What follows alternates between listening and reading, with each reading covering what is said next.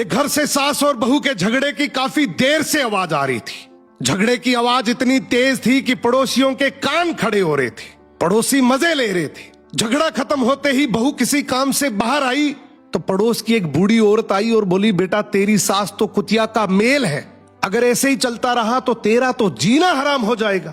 बहू ने तुरंत कहा कि आप जिनके बारे में बोल रही है ना, वो मेरी सास है और मेरे पति की माँ तो वो मेरी भी माँ ही हुई, और हम माँ बेटी लाख झगड़ा करें, आपको पंचायत करने की कोई जरूरत नहीं है। बूढ़ी औरत बोली, बेटा मैं तो तेरी भलाई के लिए ही बोल रही थी। बहू ने कहा कि आप मेरी भलाई के लिए बोल रही हैं या बुराई के लिए, ये मुझे सब पता है। मेरी माँ ने ये मुझे बचपन से सिखाया है कि ऐसी फालतू कान भरने वाली औरतों से हमेशा बचकर रहना। ये कान भर भर के हंसता खेलता परिवार तुड़वा देती हैं।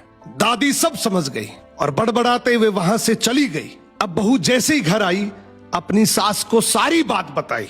ये सुनते ही सास की आंखों में आंसू आ गए। सास ने बहू को गले लगा लिया और रोते हुए बोली कि बेटा मुझे आज विश्वास हो गया कि तू मेरे घर की बहू नहीं बल्कि मेरे घर की लक्ष्मी है, और आज मुझे ये भरोसा हो गया कि तुम मेरे और मेरे बेटे को आराम से संभाल लेगी।